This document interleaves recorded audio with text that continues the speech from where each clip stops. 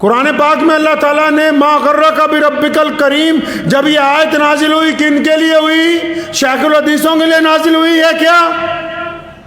تو بڑے بڑے مجددوں کے لیے نازل ہوئی کیا؟ بڑے بڑے پیروں کے لیے، فقیروں کے لیے نازل ہوئی؟ نہیں، یہ ان لوگوں کو اللہ تعالیٰ نے یہاں حکم کیا۔ کون لوگ؟ جنہوں نے ساری زندگی شراب میں گزار دی، ساری زندگی دھوکے میں گزار دی، ساری زندگی بے ایمانی میں گزار دی، جنہوں نے ساری زندگی گناہوں کی دلدل میں، زنا کاری میں گزار دی۔ دنیا جن سے نفرت اس لیے کرتی ہے کہ یہ گنہگار ہیں، اللہ ان سے محبت اس لیے کرتے ہیں کہ وہ اللہ تبارک و تعالیٰ کے بندے، اور اللہ چاہتے ہیں کہ میرا بندہ میری طرف واپس آ جائے۔ اللہ تعالیٰ نے اس کائنات کو محبت کے اوپر قائم کیا، اور اللہ نے قرآن پاک میں کن لوگوں کو کہا؟ ہم کن سے محبت کرتے ہیں؟ دولت مندوں سے محبت کرتے ہیں، نمازیوں سے محبت کرتے ہیں، خیرات دینے والوں سے محبت کرتے ہیں، سرمایہ داروں سے محبت کرتے ہیں۔ اللہ تبارک و تعالیٰ کن سے محبت کرتا ہے؟ قرآن پاک میں حکم ہوا، فرمایا میں ان سے محبت کرتا ہوں جو توبہ کرنے کو پسند کرتے ہیں، جو معافی مانگنے کو پسند کرتے ہیں۔ یہ تو لوگوں نے کہا کہ جو گنہگار ہے وہ اب کیا کرے گا عبادت کر کے، گنہگار کیا کرے گا رب کو پکار کے، لیکن اللہ نے کیا کہا گنہگاروں کو؟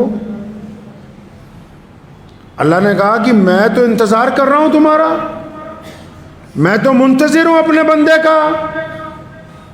اللہ تبارک و تعالیٰ انتظار میں، ہم نے معیار کو بدل دیا۔ ہمارے نزدیک اللہ والا کون ہے جی؟ اللہ والا کون ہے ہمارے نزدیک؟ اللہ کس سے راضی ہے؟ ہم یہ سمجھتے ہیں جن کے پاس دولت زیادہ ہے اللہ شاید ان سے راضی ہے۔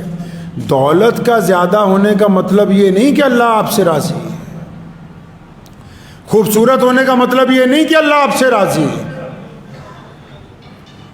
اگر آپ بہترین بیان کر رہے ہیں اس کا مطلب یہ نہیں کہ اللہ آپ سے راضی ہے، آپ غریبوں میں پیسے ڈال رہے ہیں اس کا مطلب یہ نہیں کہ اللہ بھی آپ سے راضی ہے، مسجد بنا رہے، مدرسہ بنا رہے، یہ نہیں کہ اللہ آپ سے، یہ اس بات کی دلیل نہیں ہے۔ اللہ کس سے راضی ہے؟ اللہ کی ناراضگی کی علامت کیا ہے؟ ناراضگی کی علامت، ناراضگی کی علامت یہ ہے کہ ایک بندہ دولت مند بھی ہو، دولت مند نہ ہو، صحت مند بھی ہو،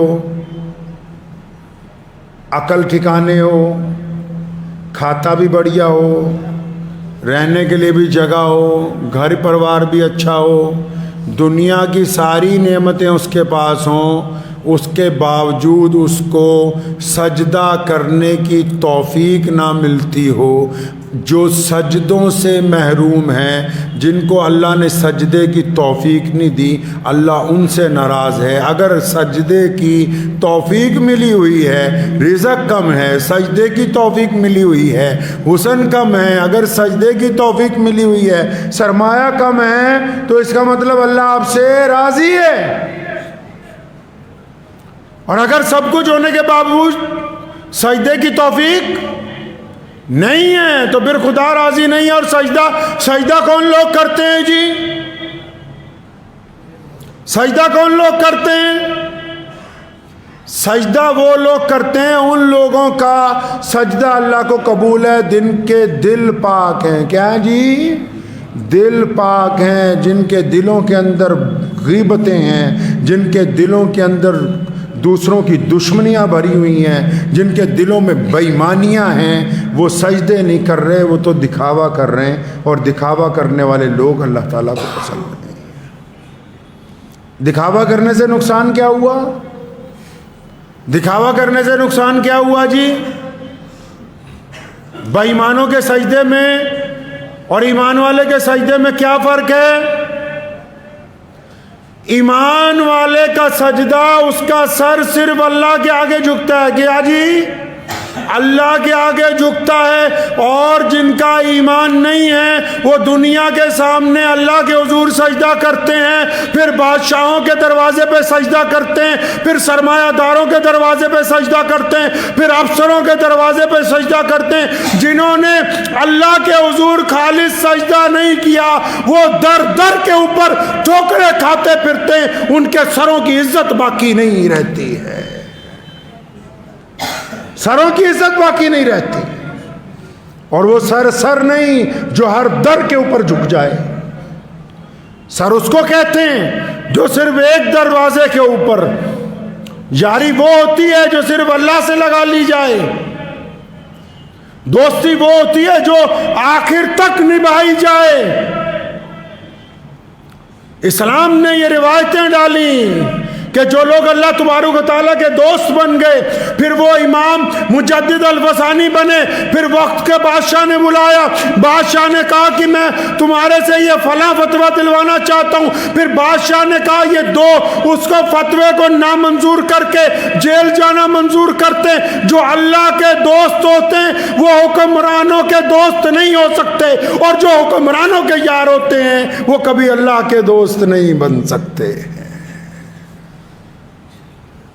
اللہ تبارک و تعالیٰ نے اپنے دوستوں کا معیار طے کیا ہے۔ فرمایا جنہوں نے ہم سے یاری لگا لی وہ بے خوف ہو گئے، ان کا ڈر دل میں سے نکال دیا گیا، ان کے دلوں کو پاک کر دیا گیا، غیبتوں سے پاک۔ وہ انسانوں کے لیے بالکل ان کے دل ملائم ہیں چڑیوں کی طرح۔ جن کا دل انسانوں کے لیے ملائم نہیں ہے، جو سرمایہ دار کو دیکھ کے عزت کرتے ہوں، غریب کے ساتھ ہاتھ ملانا گناہ سمجھتے ہوں، ان کا کون سا سجدہ ہے اور کون سی توبہ ہے؟ نبی اکرم صلی اللہ تعالیٰ علیہ وسلم نے اسلام کی ابتدا میں دنیا کے جن رسموں کو ختم کر کے اعلیٰ روایات کو قائم کیا، ان میں پہلی روایت اللہ اور اس کے رسول کی اتباع، اور اس کے بعد پوری دنیا کے لوگوں کو برابری کا درجہ دینا ہے، رنگ و نسل کے بھید بھاؤ کو ختم کرنا ہے، اونچ اور نیچ کے بھید بھاؤ کو ختم کرنا ہے۔ اگر کوئی بندہ یہ کہتا ہو کہ میں اللہ والا ہوں، مجھے اللہ سے محبت ہے، اور وہ اللہ کے بندوں سے نفرت کرتا ہو، تو پھر اس کو ابھی اللہ سے محبت ہوئی نہیں ہے، یہ بندہ جھوٹ بول رہا ہے۔ اور اللہ کے بندوں سے جب محبت کی جاتی ہے نا، تو پھر اس میں امیری اور غریبی کا معیار طے نہیں کیا جاتا، اس میں ہندو مسلمان سکھ عیسائی کا معیار، اس میں سچ اور جھوٹ کا معیار طے کیا جاتا ہے۔ جو لوگ ایماندار ہوتے ہیں وہ ایمانداروں کا ساتھ دیں گے، جو دیانتدار ہوتے ہیں وہ دیانتداروں کا ساتھ دیں گے، جو پاکیزہ ہوتے ہیں وہ پاکیزہ لوگوں کا ساتھ دیں گے۔ اس میں یہ نہیں دیکھا جاتا کہ یہ فلاں میرے مذہب کا ہے تو میں اس لیے اس کا ساتھ دے دوں کہ یہ غلط کام کر رہا ہے کہ یہ میرا ہم مذہب ہے۔ اسلام نے ان رسموں کو نہیں رکھا، اسلام نے اعلیٰ روایات کو قائم کیا ہے۔ تو بندہ جو ہے، بندے کو اگر پوری دنیا سے بھی مایوسی مل جائے تو اس کو چاہیے کہ اپنے رب سے کبھی مایوس نہ ہو۔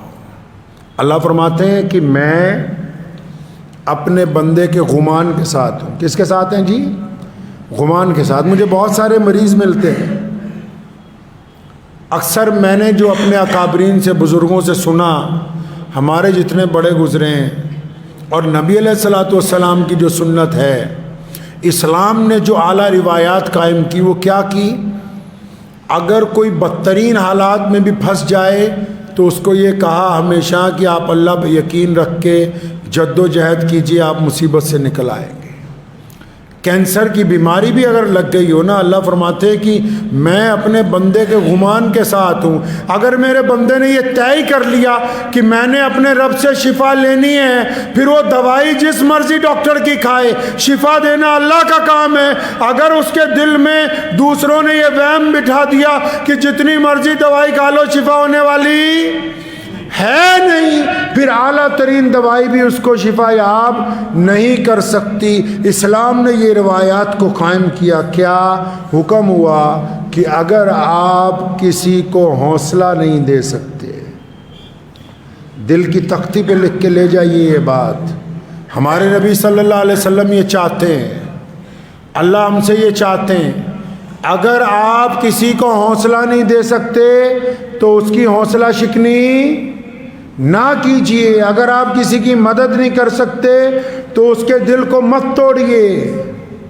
اگر آپ کسی کو آگے نہیں بڑھا سکتے تو اس کو پیچھے کو دھکا مت دیجیے. اسلام نے کہا ہے کہ اسلام کے ماننے والوں پر یہ بات لازم ہے کہ ہم پوری دنیا کے لوگوں کے ساتھ ان روایات کو قائم کرنے کے لیے آئیں, ان اعلیٰ روایات کو قائم کرنے کے لیے آئیں. ہم نے ہمیشہ انسانیت کو حوصلہ دیا. سیدنا بلال رضی اللہ تعالیٰ عنہ تو مسلمان نہیں ہوئے. جس دور میں رسول اللہ صلی اللہ علیہ وسلم نے سیدنا بلال کی مدد کی ہے, اس لیے نہیں کی کہ بلال کو کلمہ پڑھانا ہے, اس لیے کی کہ بلال اس وقت کمزور تھے, مظلوم تھے, غلام تھے, اور اسلام یہ کہتا ہے کہ ہر ایک مظلوم کی مدد کرنا ہم پر فرض. اسلام نے ان اعلیٰ روایات کو دنیا تک پہنچایا ہے. اس بات کو ذہن نشین کر لیں کہ لوگوں کی ہمت نہ توڑیں, پڑوسیوں کی حوصلہ شکنی نہ کریں, کسی کو ڈرائیں نہیں, خوفزدہ نہ کریں. ارے بندہ وہ ہوتا ہے جو کسی کا ساتھ دے دے. چغلی کرنا آسان کام ہے, غیبت کرنا آسان کام ہے, پیٹھ پیچھے برائی کرنا آسان کام ہے, کسی کے ساتھ یاری نبھا دینا مشکل کام ہے. لیکن ذکر یاروں کا ہی ہوگا. قیامت تک ذکر کن کا ہوگا جی؟ یاروں کا ہی ہوگا. چاہے آپ نے محبت اللہ سے کی ہو, رسول اللہ صلی اللہ علیہ وسلم سے اور رسول اللہ صلی اللہ علیہ وسلم کے اصحاب سے, ذکر صرف انہی کا ہونا ہے جنہوں نے یاری نبھائی ہے. اور پھر جو اللہ اور اس کے رسول کے لیے لوگوں سے محبت کرتے ہیں, اللہ اور اس کے رسول کے لیے جب عوام سے محبت کرتے ہیں, اللہ ان کے دل میں سے خوف کو نکال دیتا ہے. اور دنیا میں انسان وہی کامیاب ہے جو بزدل نہیں ہے, جن کے دلوں میں اندیشے ہیں, جن کے دلوں کے اندر خوف ہے, جن کے دلوں کے اندر ڈر ہے. وہ نہ کاروبار کر سکتے ہیں اچھا, نہ وہ گھر کے اندر اچھے معاملات رکھ سکتے ہیں, نہ سماجک ویوستھا کے اندر اچھا بن سکتے ہیں. اس لیے اگر آپ اپنے دل کو پاک کرنا چاہتے ہیں تو اللہ فرماتے ہیں کہ میرے آگے سجدہ کرو. کون سا سجدہ؟ جس میں سے لوگوں کی برائی کو سجدے سے پہلے نکال کے باہر پھینک دیا ہو, ایسا سجدہ ہونا چاہیے.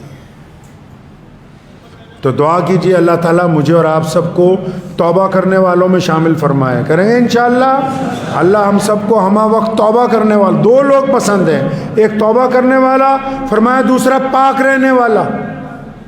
ایک توبہ کرنے والا, دوسرا پاک رہنے والا. دو لوگ اللہ تبارک و تعالیٰ کو بڑے پسند ہیں. تو بس دو ہی کام کرنے ہیں, توبہ بھی ہمہ وقت کرنی ہے, پاکی کا بھی دھیان رکھنا ہے. پاکی بھی دونوں طرح کی, جہاں رہتے ہیں وہ جگہ بھی پاک ہو, جہاں سے گزرتے ہیں وہ بھی پاک ہو, اور پھر جس دل کو لے کے سجدہ کرتے ہیں یہ بھی پاک ہو.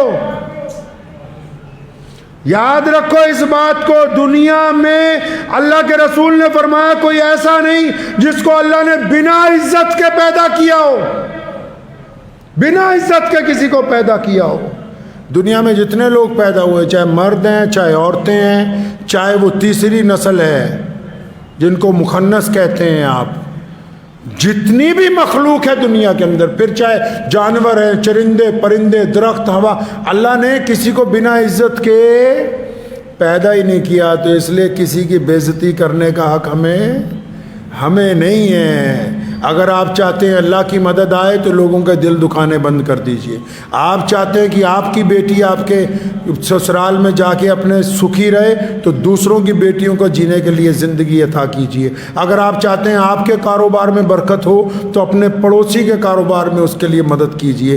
اگر آپ چاہتے ہیں کہ میں خوب صحت مند رہوں تو جو بیمار ہیں ان کی بیماری کے اندر مدد کیجئے. جب تک آپ اللہ اور اس کے رسول کی رضا کے لیے دوسروں کی مدد نہیں کریں گے، اگر دکھاوا کریں گے کچھ ہونے والا نہیں ہے۔ اگر آپ دوسروں کی مدد اس لیے کرتے ہیں کہ میں ان کی ہمت بڑھا رہا ہوں، ان کا حوصلہ بڑھا رہا ہوں، کوئی بندہ اتنا خوف زدہ ہوتا ہے جینے کی امید چھوڑ دیتا ہے، اور آپ اس کو جینے کا راستہ دے دیں، اللہ پھر آپ کے لیے دنیا بھی آسان فرما دیں گے اور آخرت بھی آسان فرما دیں گے۔ دعا کیجیے اللہ تعالیٰ مجھے اور آپ سب کو ان باتوں پہ عمل کی توفیق عطا فرمائے۔ وآخر دعوانا ان الحمد للہ رب العالمین۔